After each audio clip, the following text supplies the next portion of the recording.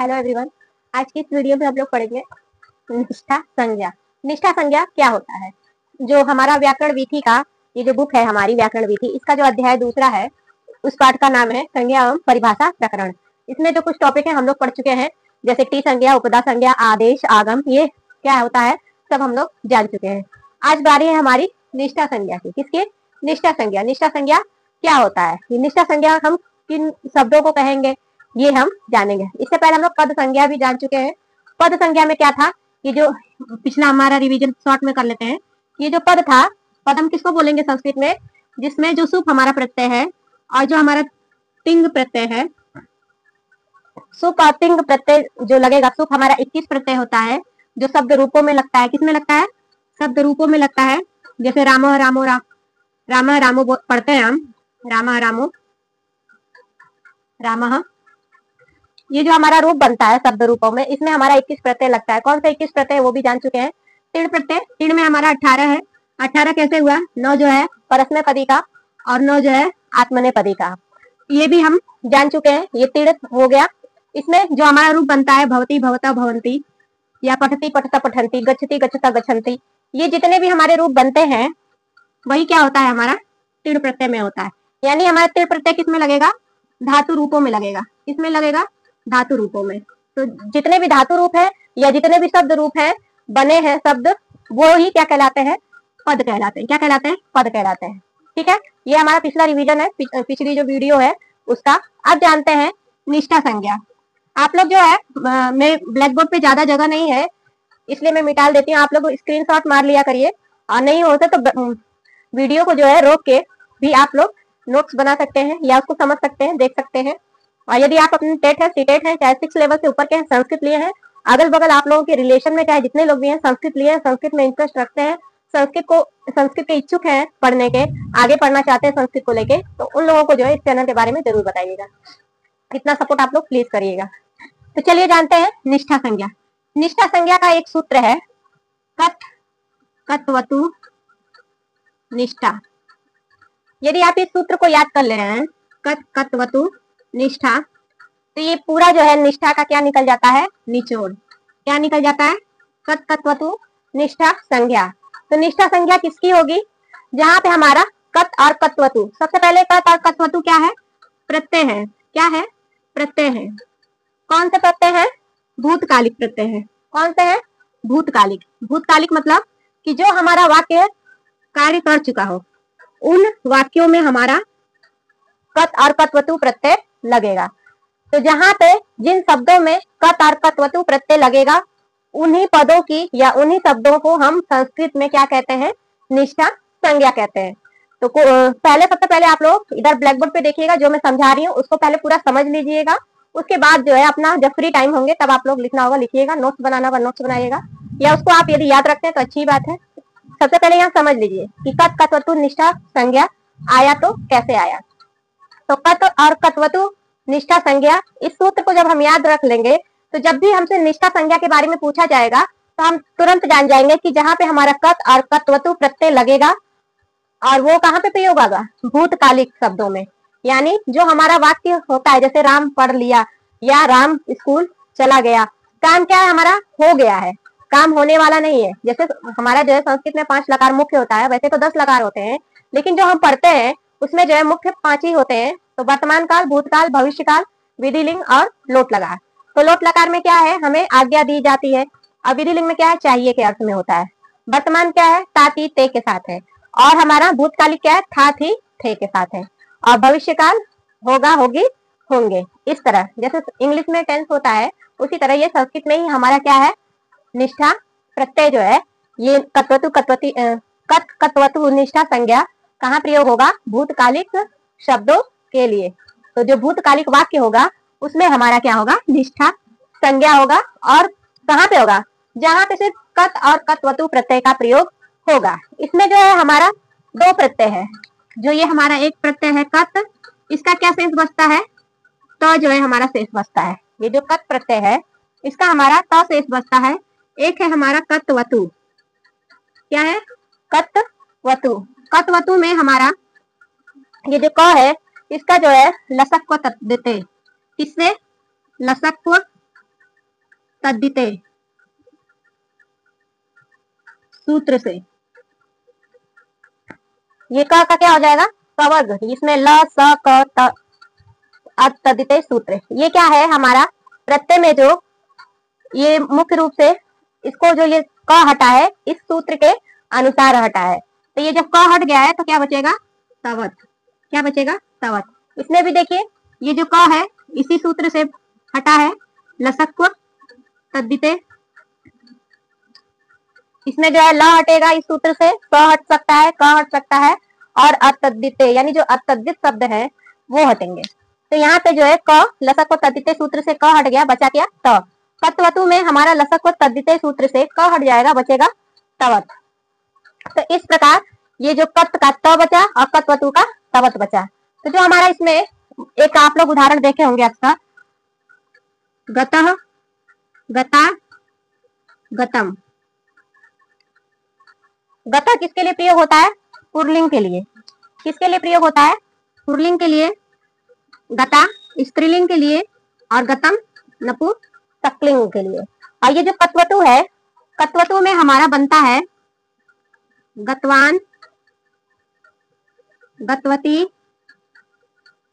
और क्या बनता है? गतवान, गतवती, गतवत। क्या बचता है? गतवत। इसमें जो ये गतवान है क्या है? पुल्लिंग है, पुल्लिंग रूप में लगता है। और ये गतवती स्त्रीलिंग रूप में लगता है। और ये जो गतवत है नपुंसकलिंग में लगता है। किसमें लगता है? नपुंसकलिंग में। यानी जो हमारा भूतकालिक शब्द होगा उसमें जो है हमारा 3 रूप बनता है। किसमें? तीनों लिंगों में बनता है। किसमें बनता है? तीनों लिंगों में। पुल्लिंग में भी बनेगा, स्त्रीलिंग में भी बनेगा और नपुंसकलिंग में भी बनेगा। ऐसे ही कत्वतु का भी तीनों लिंगों में प्रयोग होगा। किस प्रकार होगा? पुल्लिंग में हमारा तवान लगेगा यानी गतवान, और इसमें तवती यानी गतवती, और इसी प्रकार नपुंसकलिंग में तवत, गतवत। ठीक है। इसी प्रकार हमारा और भी उदाहरण है, जैसे पिता, पिता, पितम, या दृष्ट, दृष्टा, दृष्टम। ठीक है। इसी तरह इसका भी बन जाएगा कृतवान, कृतवती, कृतवत। ठीक है। तो कहने का मतलब कुल यही है कि निष्ठा संज्ञा का प्रयोग कहाँ पे होता है? जहाँ पे हमारा कत और कत्वतु प्रत्यय लगा होगा। और ये कत और कत्वतु क्या है? प्रत्यय है। कौन से प्रत्यय है? ये कहाँ पे प्रयोग होते हैं? भूतकालिक वाक्यों में प्रयोग होते हैं। कहाँ पे प्रयोग होते हैं? भूतकालिक वाक्य में या शब्दों में। शब्दों में भी कह सकते हैं। ठीक है। तो कत और कत्वतु प्रत्यय जो है हमारा भूतकालिक वाक्यों में या शब्दों में प्रयोग होगा। कत का हमारा त शेष बचेगा, कत्वतु का तवत शेष बचेगा। और कत में लसक्व तद्धिते से त बचा, क हट जाएगा। और कत्वतु में क जो है ये इसमें भी लसक्व तद्धिते सूत्र से क हट जाएगा, बचेगा तवत। ठीक है। अब ये कत प्रत्यय जब लगेगा किसी क्रिया धातु में या धातु रूप में तो हमारा क्या शब्द बनेगा? ये जो कत और कत्वतु प्रत्यय है कहाँ लगेगा? धातु रूपों में लगेगा। किसमें लगेगा? धातु रूपों में। कुछ जो है प्रत्यय क्या होते हैं कि संज्ञा सर्वनाम में लगते हैं, और कुछ प्रत्यय क्या होते हैं? धातुओं में लगते हैं। तो ये जो लसक कत और कत्वतु प्रत्यय है कैसे प्रत्यय है? जो धातु रूपों में लगते हैं। तो जब ये जो क्रिया धातु होगी तो क्रिया धातु जैसे यहाँ गम है, गम में हम यदि कत जोड़ेंगे तो हमारा क्या बनेगा? पुल्लिंग में रूप गतः बनेगा, और स्त्रीलिंग में गतः बनेगा, और नपुंसकलिंग में गतम बनेगा। इसी प्रकार कत्वतु प्रत्यय जब जुड़ेगा क्रिया धातु में तो गतवान बनेगा, फिर गतवती बनेगा स्त्रीलिंग में, और गतवत बनेगा नपुंसकलिंग में।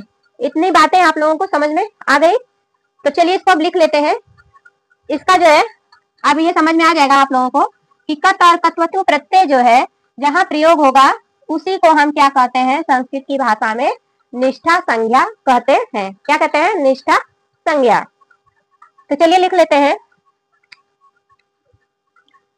जब किसी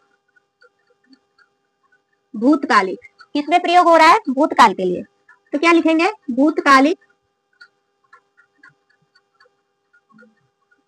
भूतकालिक धातु रूप या क्रिया धातु भी कह सकते हैं आप। क्रिया धातु, क्रिया धातु का मतलब करना, जो हम काम करते हैं, पढ़ना, लिखना, गाना, रोना, हंसना, बोलना, ये सब क्या है? हमारा क्रिया धातु है। तो ये कत और कत्वतु प्रत्यय कहाँ लगते हैं? क्रिया धातु में लगते हैं। तो जब किसी भूतकालिक धातु रूप या क्रिया धातु में कत या कत्वतु प्रत्यय प्रयोग होता है उसे ही हम संस्कृत की भाषा में क्या कहते हैं? उसे ही हम संस्कृत की भाषा में निष्ठा संज्ञा कहते हैं। क्या कहते हैं?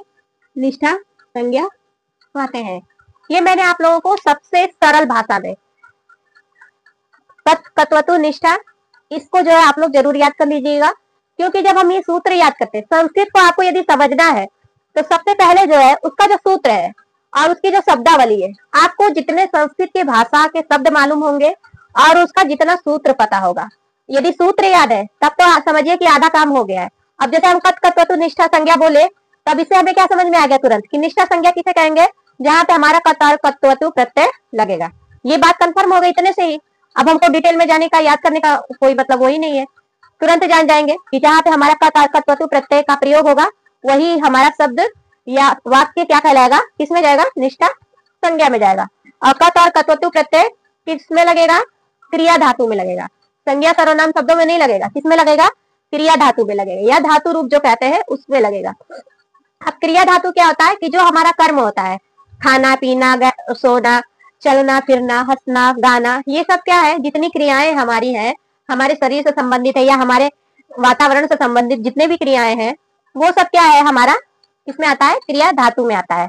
तो कुल मिला के जब किसी भूतकालिक धातु रूप या क्रिया धातु, यहाँ पे आप लोग ऐसे कर लीजिए या भी लिख सकते हैं, धातु रूप या क्रिया धातु में कत और कत्वतु प्रत्यय का प्रयोग होता है, उसे ही हम संस्कृत की भाषा में निष्ठा संज्ञा कहते हैं।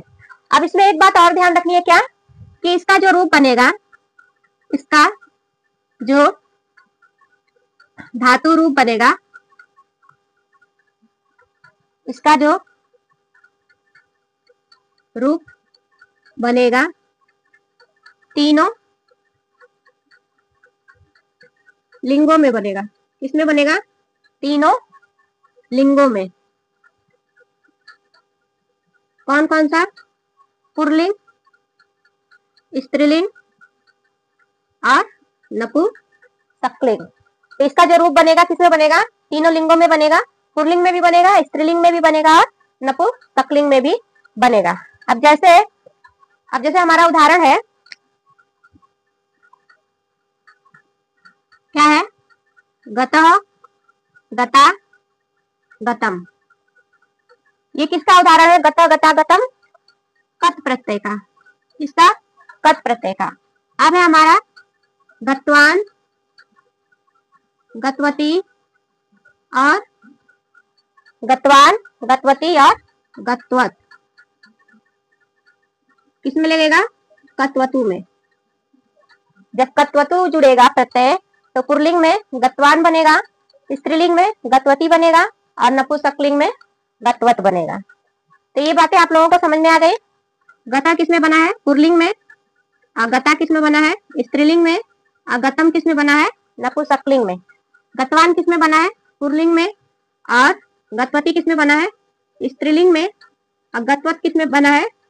नपुंसकलिंग में। क्या जुड़ के? कत्वतु प्रत्यय जुड़ के। ऐसे समझ लीजिए, ये जो है कत प्रत्यय का उदाहरण है और ये जो है हमारा कत्वतु प्रत्यय का उदाहरण है। तो आई होप आप लोगों को जो ये हमारा निष्ठा संज्ञा है ये समझ में आ गया है कि तो संस्कृत में हम निष्ठा संज्ञा उसी को कहेंगे जहां पे हमारा कत और कत्वतु प्रत्यय का प्रयोग होगा। और कत और कत्वतु प्रत्यय दो प्रत्यय है, एक कत प्रत्यय है और एक कत्वतु प्रत्यय है। ठीक है, यहाँ पे लिख लीजिए। एक हमारा क्या है? कत प्रत्यय है और एक कत्वतु। इसी को हम क्या कहते हैं? निष्ठा संज्ञा कहते हैं। क्या कहते हैं? निष्ठा संज्ञा। और इसका प्रयोग कहाँ होता है? भूतकालिक शब्दों में होता है। तो आई होप आप लोगों को निष्ठा संज्ञा जो है समझ में आ गया होगा। इसके बाद जो है हमारा विकरण है, विकर्ण जो है लंबा टॉपिक है और मैं चाहती हूँ कि उसको डिटेल से मैं समझाऊं, क्योंकि विकर्ण को समझने के लिए सबसे पहले हमें धातुगण क्या होता है उसके बारे में जानना होगा। और सभी जो हमारा धातुगण है 10, उन 10 का क्या है 10 ठो विकर्ण है। तो उसको समझाने में जो है टाइम हो जाएगा और वीडियो लंबी हो जाएगी, उसको हम अगली वीडियो में जानेंगे। और आप लोगों को मेरी वीडियो थोड़ा भी हेल्पफुल लग रही है या इंफॉर्मेटिव लग रही है तो प्लीज, और चैनल पे यदि आप पहली बार आए हैं तो चैनल को सब्सक्राइब कर लीजिए और ऐसी ही वीडियो संस्कृत में सरल से सरल शब्दों में प्राप्त करिए। और आपके अगल बगल जितने लोग भी हैं रिलेशन में है, चाहे 6 लेवल से ऊपर के हैं, टीजीटी लेवल के बीच के हैं, सभी लोगों के लिए है, क्योंकि मैं ऐसा टॉपिक बना रही हूँ कि इसे हर कोई देख सकता है। क्योंकि कोई भी देखे तो किसी को ये ना लगे कि ये कंटेंट जो है मुझसे संबंधित नहीं है। 1 नंबर 2 नंबर सबके लिए कंफर्म है। तो मिलते हैं। मैंने तो अपने हिसाब से जो है बहुत ही सरल भाषा में समझा दी हूँ, क्योंकि इसको 2-3 बार बता भी दी हूँ। आप लोग यदि वीडियो को अच्छे से देखेंगे और 2-3 बार देख लेंगे तो आपको कभी भूलने वाले नहीं है। ठीक है, तो ऐसी वीडियो को पाने के लिए आप लोग चैनल को लाइक, सब्सक्राइब और शेयर जरूर करिए। साथ ही साथ कमेंट भी करिए। मुझसे यदि कोई कमी हो रही है तो उसको भी बताइए।